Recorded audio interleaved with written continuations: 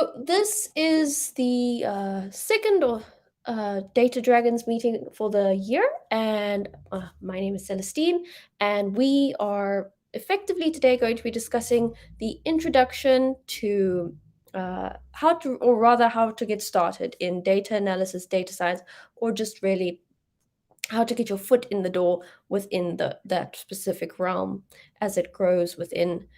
Uh, Both interest and, of course, within the relevance within the IT space in South Africa. Okay, so where how did we go about this? So I have been working for several years, and when I first started out, one of my main requirements was to prepare our junior interns at my previous company for their working Mm, careers while I was a business intelligence analyst myself. And while I was doing that, I spent a lot of time thinking about not just what they were interested in, whether it was networking, IT support, um, going into more management or rather project management, or as in the data engineering and the data science side. And we spent a lot of time looking at the various certifications and things that was offered by both the companies which was funding it, as well as the routes outside of it, as and then also taking into account things like psychometrics and things.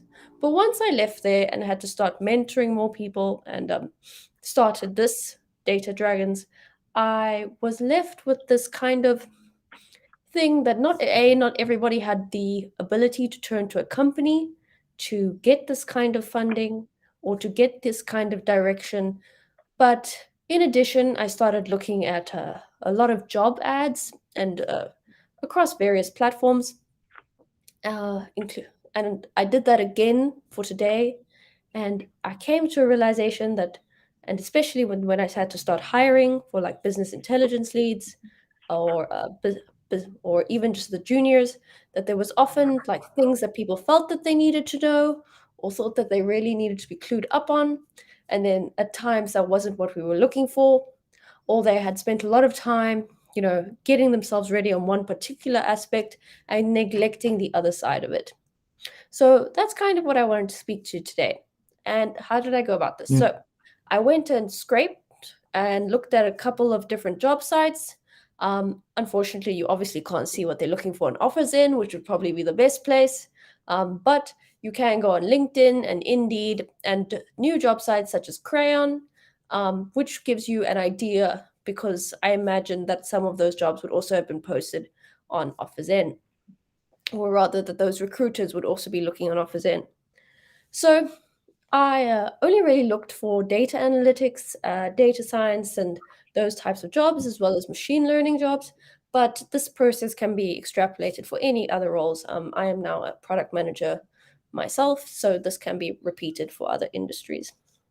So when it came to like data analytics and hiring for data analysts in particular, from my experience, we had some kind of things that were really interesting and then some kind of things that were basic. So if you know anything about that, you know that SQL is obviously a must, but it varies in the level of technicality that you need from industry to industry.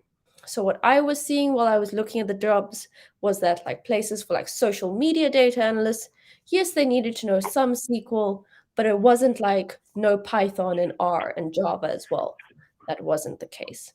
It was much more like focused on writing and presenting well and being a good communicator and being able to build technical literacy with clients and how effective you were at engaging, much more like a business analyst like yourself, Lonawabo.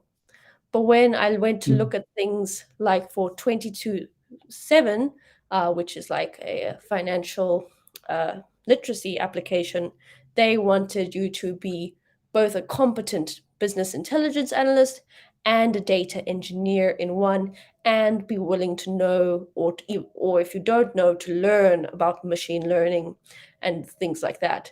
So there was much more technical, and on that side, they also required you to have, if not a bachelor's degree, to have equivalent certifications. Yeah, so there is that.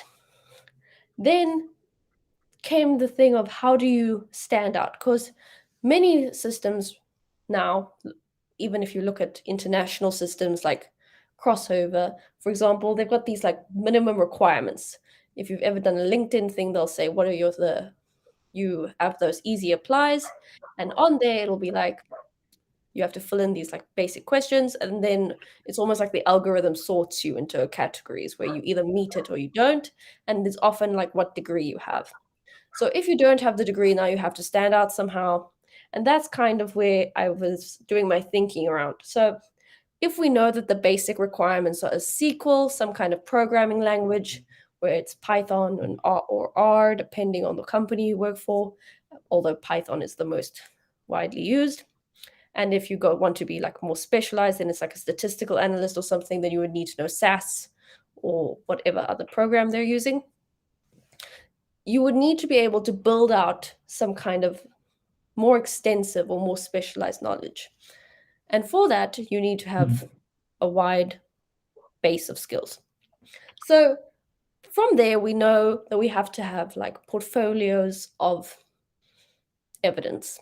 And one of them, so from there are kind of like 6 projects that you could say are essential.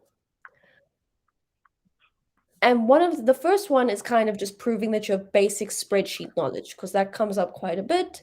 And despite everyone talking about data science in South Africa, we have a lot of people who just end up having to crunch numbers within spreadsheets or having to use Visual Basic or something similar to be able to work with spreadsheets.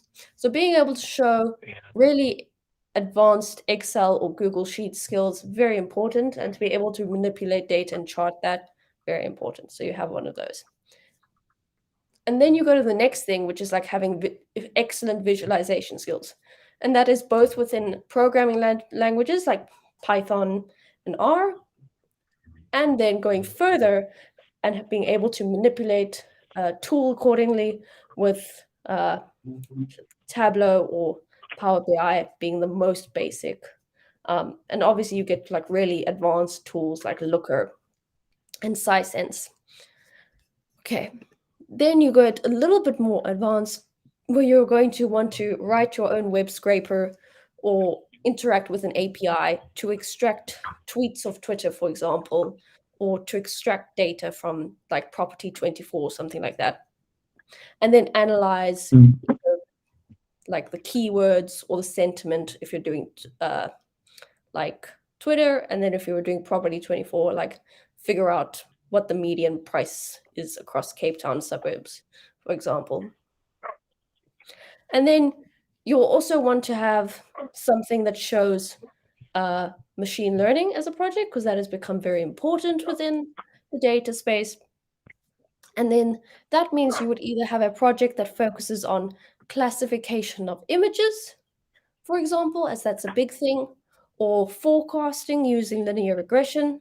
For example, someone could predict the prices of cars or like predict when a stock's price is going to fall.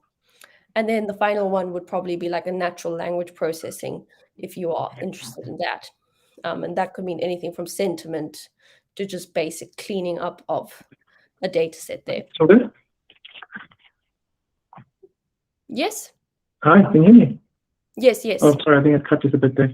I think you're finishing off at NLP. You're talking about the natural language processing. Yeah.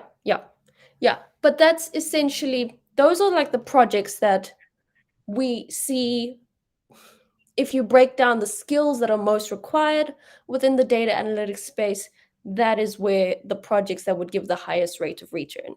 And then it's not just about doing the projects, it's also about effectively marketing them. So whether you post them to your OfferZen profile or to your LinkedIn profile, or you build a custom website and you put the projects on there, it's about effectively getting the word out about them so recruiters can see, because even if they don't necessarily know in full depth about the project, they're able to translate that into meaningful use within your job hunt. Okay, so now how do you go about gaining this knowledge to do it? In all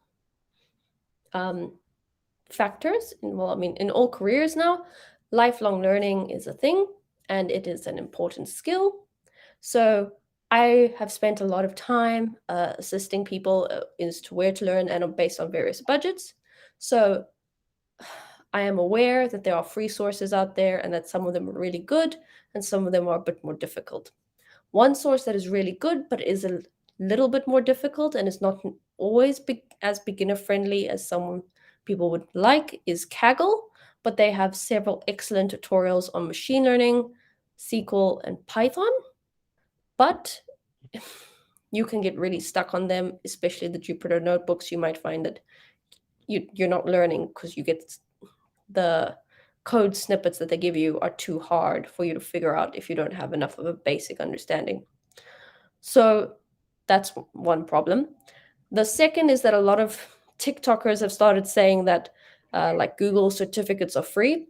Yes, you can go onto Coursera and audit the course for free, but you can't get that certification to utilize without paying them. So that's something else. And then, so that's there. And also in South Africa, we have a lot more companies using like Microsoft. And so we have a lot more people doing like Microsoft certifications. And then, of course, there's IBM certifications, which are also good in terms of industry certifications. But if we would also, free code camp is something that I hear a lot about in terms of like YouTube and things, but it's not as widely done in South Africa. A resource that I actually recommend is Udacity, just because it's really focused and there's a lot of projects and you can go and take those projects that you've completed and directly use them in your portfolio. One example is that if you do the Python data analysis nano degree with them, you do Twitter sentiment analysis with on dogs, on tweets about dogs, and then you do something on weather, and then you do another thing on, I think it's like stocks or something like that. So that's always good. But yeah, it's basically just being able to continuously learn about that. And then the final thing that is really important is to be able to continually keep up and to gain more knowledge on this. And the best ways to do that is through various following these things, whether it's like news channels or like going onto YouTube or following like various blog posts and things like that. So the way that I do it has always been through YouTube because I'm a bit more visual, but those two things, and I will post that in the commentary thread, is To View Data Analytics and Code with Anya Kubo, who teaches people how to do web scrapers and things like that. So, yeah. But I think like something that we often talk about when we're hiring and that we don't see enough of, and that is much harder to test for, is for soft skills. And that's the one thing that we look for much more now is, and that I've been seeing as I continue, is the emphasis on soft skills in hiring now and being able to place people well. So it's not just about knowing how to write SQL well enough, because there are even ways of upskilling people in that when they're in the role and you realize that there's areas that they might need to grow into. For example, I've recently assisted in the hiring process with someone who was not that strong in data engineering, but he was a great candidate. So we built him up. Well, we're building him up. And those are things like critical thinking skills, and then obviously more positive attributes there. Just be, open and collaborative and curious and things like that. So that's kind of where we start. But the main piece of advice, and I do this for myself quite often, is to just continuously check on how the job descriptions are changing, irrespective of whether or not you're looking for one. As we go through our careers, it is easier to spot what people are looking for based on even some of the more outlandish job descriptions, because they tend to say what people think or what the hiring managers believe is most crucial at that point in time. So yeah, and also it shows you what you need to know. Like if you're not that interested in working so much with, well, I suppose you shouldn't be interested in working with numbers if you're in analytics or data science. But if you're more interested in like client engagement or stakeholder engagement and working on with words, then you would probably do better going into social media analytics or something like that. But if you're really interested in numbers, and if you really want to get good with data engineering and things like that, then you would be more in a data intensive role, like the ones I spoke about at 22/7. Or even when I looked at like the data science roles for like a mining company in Johannesburg. So yeah, I don't know how that ties in to your experience with work or how you've been learning them, Wabo. Yeah, so like a lot of the stuff you mentioned are not things I've touched at all at work. So just in context, our tech is more about managing our clients' Google Workspace accounts. So we're a reseller, and then we will get a client in, and we will basically sell Google Workspace to them, and then we just offer the service of managing the Google Workspace, where most of the time we'll use email or just the Gmail feature, and then Google Drive and Sheets and Docs most of the time.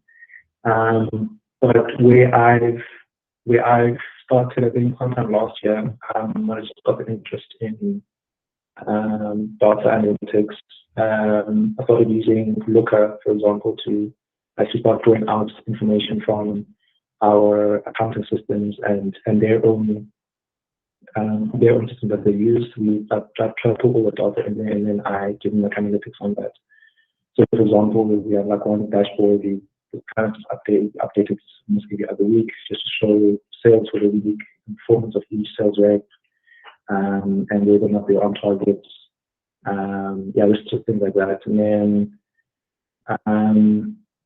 so I think like a lot of the stuff you're mentioning are stuff that I'm still learning at the moment. Like now I'm still learning Python, and I'm just reading a lot on dashboarding also. So like a new one. Yes, none of the stuff are highly related to what I'm doing at the moment, but that's the main reason why on the call, I guess, just to actually learn what is there out there. Not just learning from people who actually have been doing what I am learning to do, basically. Okay, that's really cool. And I think if you wanted to get more exposure or experience to these things, then joining the data visualizations that we do would give you the ability to see how we and I myself do the various practical tasks, and you're also able to do them because the data is available, so you have the same. Mm-hmm. And then I will post along with this. I will also post what I've found and the different project examples and things and the resources, so that way you are able to go and see them, as well as some of the example job requirements, just so you can see what people are looking for in analysts and things like that. But I mean, I feel like you have really good grounding because you're working with Google Analytics and things like that at this point in time. I hear you. So when you speak about the classes, like how often do you have them? Like, for example, like these sort of sessions, are they weekly on this day? They're every 2 weeks. So not next week Tuesday, but the week after that, we'll be having the data visualization challenge. And that one's on, I think, world happiness data that was extracted from the World Happiness Report. Yes, I saw that. Okay, cool. That's the one there. Yeah. Okay, that's cool. And then in terms of like the actual data, that is it the thing where I can look into the data now and basically prepare for that day, or just to, I guess, compare my own to whatever else everyone else has done, and then to get some advice on how to improve or whatever.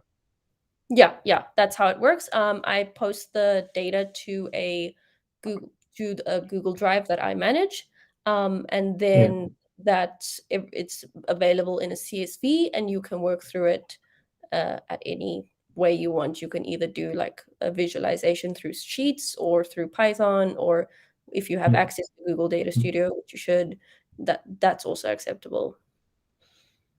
Yeah. Okay, cool. Yeah, so that's basically it. And then we also have other topics about like data ethics and things like that. So whatever is like most comfortable for you to learn in, that's great. Yeah. Let me see here. Sorry, I think you did mention that you are a project manager, right? Yeah, I was a BI and GIS analyst before. Now I'm a product manager. Okay. And then, like, what does it mean in terms of the our project managers? Like, I've heard the term been thrown around, but I just never understood what that entails. Okay, so a product manager is different to a project manager. A product Oh, manager is, product, sorry.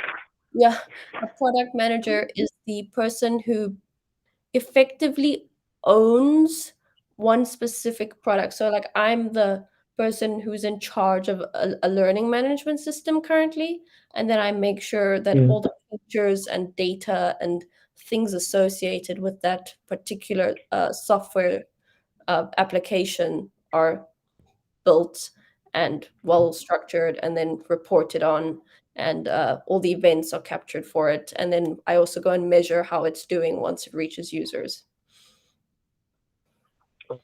Okay, cool. And then that's like, I'm sorry, you like maybe, yeah, just see from my understanding. If, for example, you're working at Google, then you could be like a product manager for just Gmail or just Google Drive. Yes, exactly. Okay. Yeah, that's cool. And then I guess, and then project managers, then where do they fit in? Because I'm assuming they would be under you, or where in the spectrum are they? So project managers, it depends. Like in South Africa, they're like if you work at like a Mm, bank like FNB, they would have a product manager and a project manager, and then the project manager makes sure that projects run accordingly with a software feature might be a part of it, and another part of it might be like the rollout to clients with like marketing materials and things like that. Those would be two separate things. Like we would not necessarily be doing client rollout and planning launches and things like that. That would be more the project manager. okay. But if you work for a smaller Okay, startup cool. So like then, I do, there's not a project manager. It's mm, just the product manager who must do both sides. essentially, it's like an everything manager. It's sort of learned from your own experience. Like Yeah. whenever, yeah, with like school clients, but the quote is where you're kind of, what's the word, it's like multifaceted. You're sometimes an HR person, you're a CEO, you're in operations, whatever. So that does make sense. And then GIS, I don't think I've come across. What is that exactly? Okay, GIS is geospatial analytics. So how that works Okay. is essentially each data point is tied to a geographic coordinate.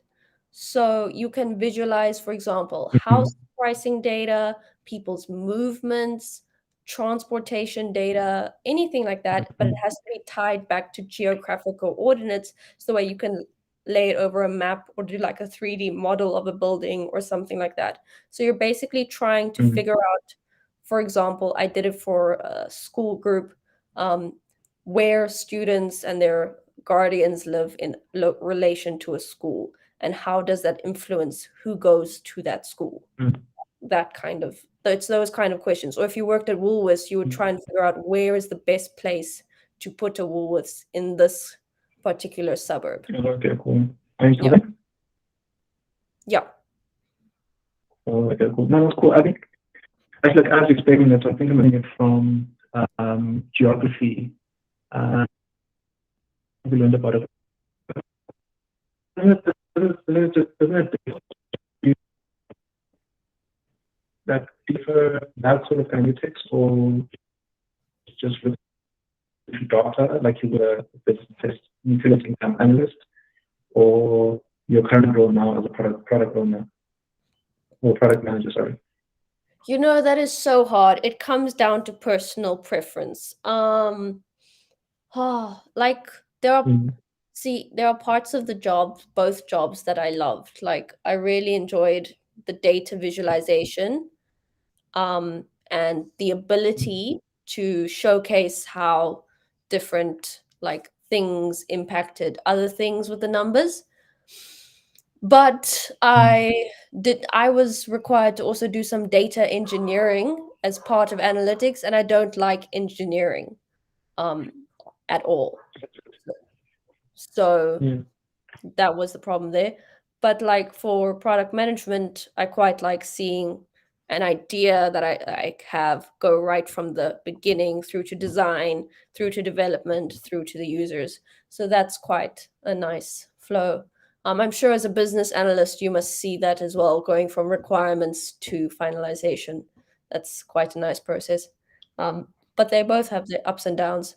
And I still use a lot of data as a product manager. Okay, so it's almost like you do get a bit of what you like in terms of just startup, but also I guess it's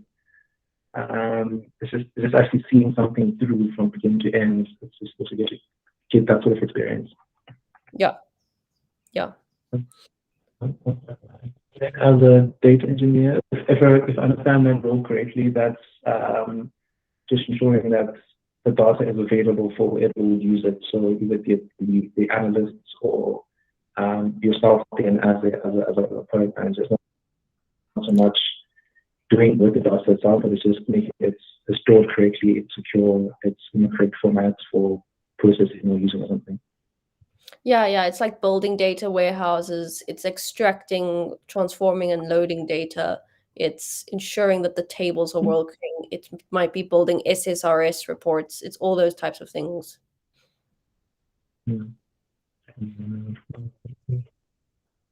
I don't think I would like that at all, actually. I think I like the more front of house things where you're actually building something or you're interacting with clients to get some sort of output for them. That is Yeah. quite interesting. Mm-hmm. Mm. Let me just see here quickly.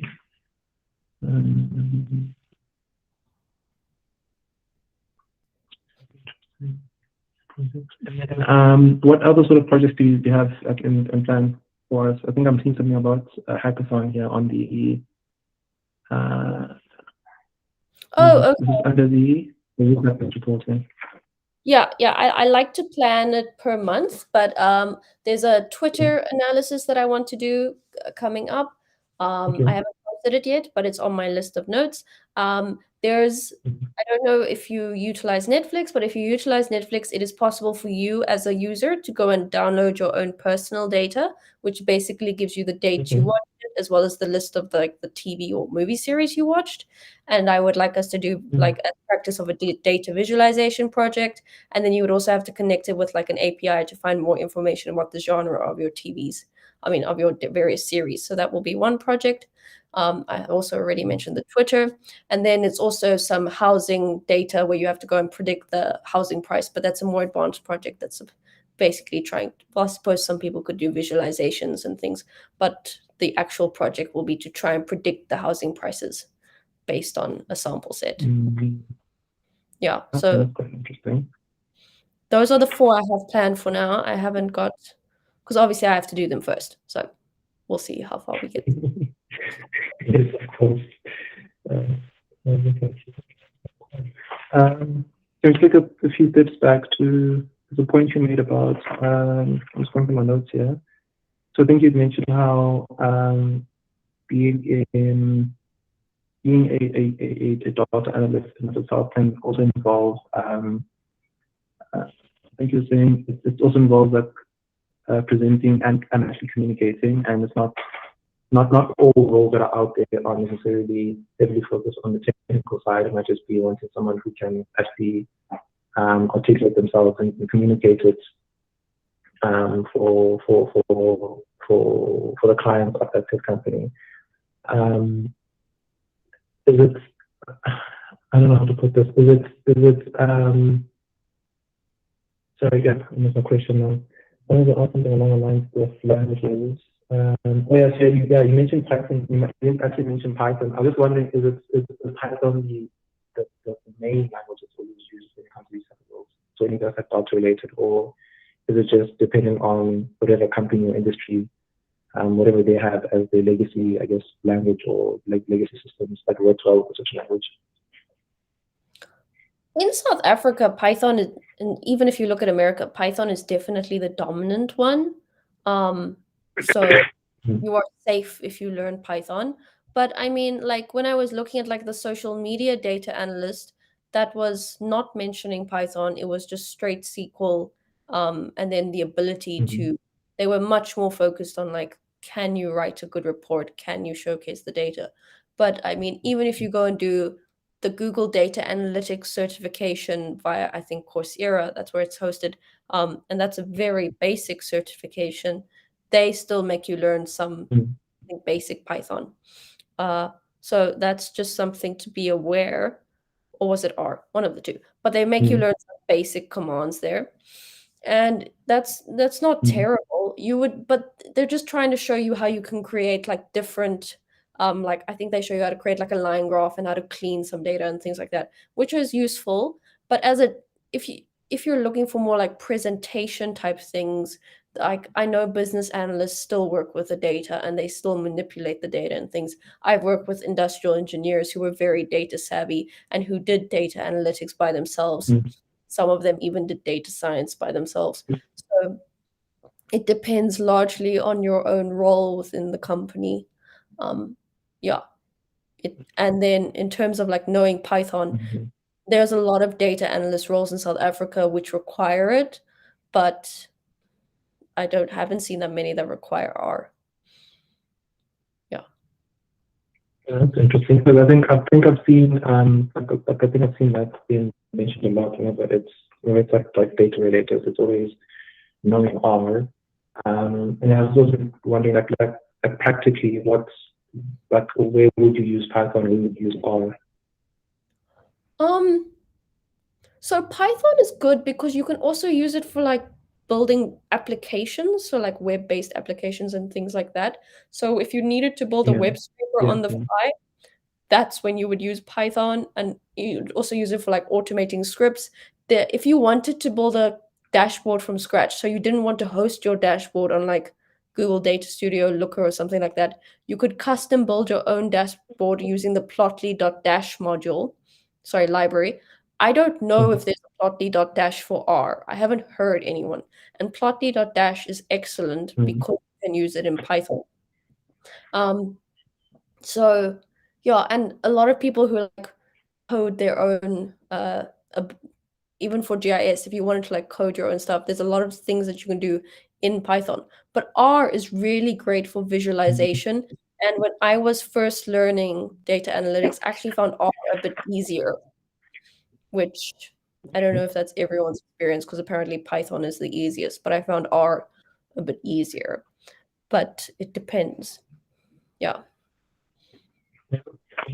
And then why would anyone even want to like, build their own dashboarding system or program when, for example, you mentioned that you use Tableau, you use Google Looker, there's Power BI, etc., etc. It's almost like, wouldn't you just rather focus on the pipelines that bring it also into those platforms and you just, I guess, make whatever visualization you make?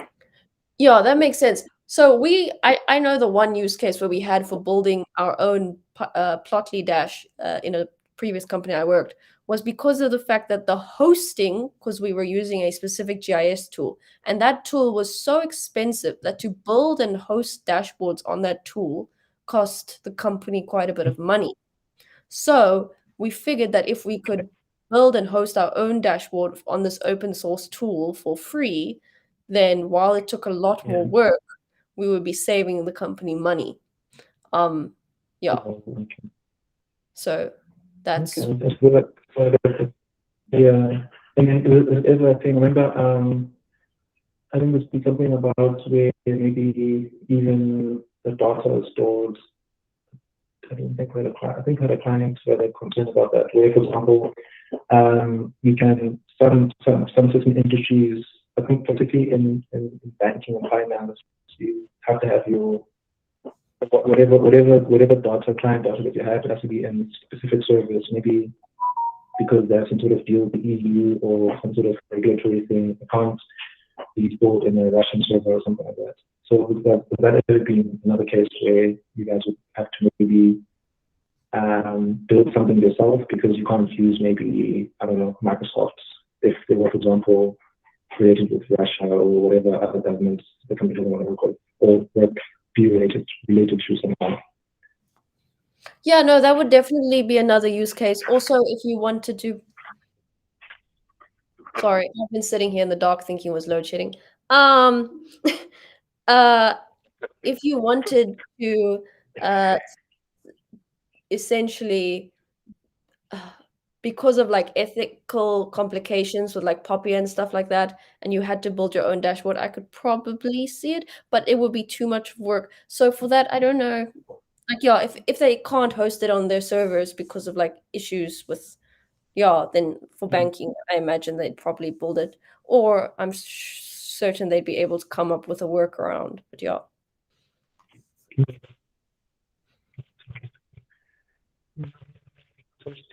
Yeah. Out of interest, you mentioned, I think you said, or three things to kind of show in like in a portfolio, like portfolio evidence. The last one was machine learning, and then you mentioned image classification. Is that like where you build something that can just actually, like so to speak, actually see something and be able to know what it is or interpret whatever's going on and see that thing? Is that what you mean by like image classification? Yeah, so if you build an image classifier, then it needs to be able to know, for example, for animals, and you want it to be able to identify if it's a dog or not, then you need to be able to feed it animals photos and say of like an elephant, a cow, and a dog, and it needs to be able to say that like this is a dog and this is not. Yeah. But that's one common one. Otherwise, I mean, there's ones of like, is it a car? Is it not? But you can actually download image classification sets from Kaggle. They've got them on there, and then there's lots of different types depending on what you like and depending on difficulty as well. And then yeah, you can train the model like that. Okay, and then just from your experience, like, or I guess what you can actually share with us, I forget the word, like just sharing too much, I guess, about your client, your work with clients, but just where have you used it, like in terms of, yeah, where have you actually used image classification, and what are the reasons to actually use it? So within work, the only times we have really worked with like image data sets is when I've worked on online proctoring. So if you've ever had to take an online examination and you've had to have your images, obviously there are two ways you do online proctoring really. You have one where it takes a continuous video of you, and the other way is where it takes images of you. And then it's based on the different proctoring services. Some take once every 30 or 40 seconds, and then others take every 5 to 10 seconds. It depends. So once you get all the images back, obviously depending on what platform you use, it will scan the images, what the machine learning service that you normally contract out, and then that will scan and say whether or not those images that was taken of the student have been flagged for irregular behavior. So if they had like a book in their hands or something, then you get the images back. And that image classification of irregular behavior was when each image went and looked and said, do you have, or rather, is the student just sitting writing at their desk, or are they looking at like a phone or book or things like that? The main problem is, and this is something interesting, is that they pick up my glasses as sunglasses occasionally, and you're not actually allowed sunglasses while you're writing. So that's always a frustrating. Yeah. Yeah. But I mean, Actually, like you were part of you were like part of the problem during COVID when, like, I think what is that? It was during last year, and then they had that tool, that software, where they just track to see like, are you moving around a lot? Is a phone something? Is a laptop or thing? So thank you, I guess, for making it difficult for us to to get those distinctions. Because I think before that came out, everyone used to just like have a book next to them, and they would just basically just write out answers directly from the book and be scoring like 90s, 100%. But when that thing came out, there's no distinctions, none of them anymore. Yeah. Okay, that was interesting. Okay, cool. And then, so this last question for me is, were you self-taught, or you, I don't know, like, yeah, self-taught when you found your way basically into the data and IT space, or did you just start out in, like, I guess, in IT or data or something? So I studied economics, and I have faced a lot of challenges getting into like IT, because not everyone sees the value of an economics grad within IT. But yeah, I started out and then became a BI analyst, and then I was there, well, BI and then later on GIS, and I did that for a while. I think economics actually helped me out as well, quite a bit there, because I mean, if you have a really strong statistical understanding, then you know sort of what you're doing, and you have a good idea of what to show and what not to show to clients.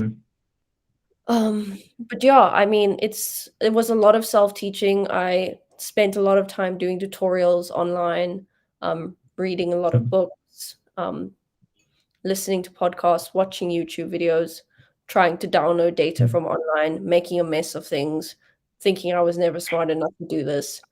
Yeah, that was a lot of it. And then eventually I started figuring it out. Yeah, and then also getting like help from people who were really working in the departments, or who were higher up in the departments than I was. Like, so I had like a mentor who like taught me a lot of the more advanced SQL and would check my SQL occasionally. And then when I started struggling with Python, I would ask like a Python contractor to like review my code. So yeah. Okay, cool. That's cool. That's quite interesting. So it's not like it's not completely impossible. Whatever background you have, you can actually make it there. Yeah. Yeah.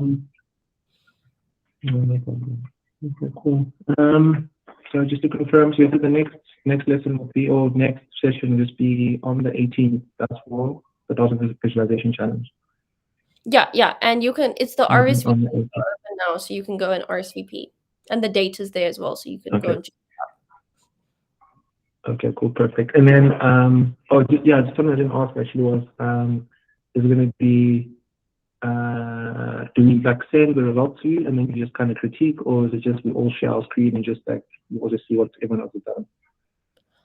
If you are going to present on the day, like you've actually done something, if you wouldn't mind just sending me a message beforehand, so the way I know. Normally it's just me and maybe like one or two other people, so I can carve out time for questions and like the people who are too shy to present to ask questions or give comments. And then just so I can give everyone, because like I try and give myself like 10 minutes or so, and then give everybody else 10 minutes like speak. So Okay, cool. Yeah. Okay, cool. No problem. That's fine. Okay, cool. Thanks for this. It was quite informative. It's a pleasure. It was really nice chatting to you. And then I will post the links to the people I spoke about, as well as some of the comments and things. And then the video I'll also post, but I'll probably only post it on Thursday, okay? Okay, cool. No, that's not a problem. Cool. Thank you. Have a great evening. You too. Thanks, man. Bye. Bye.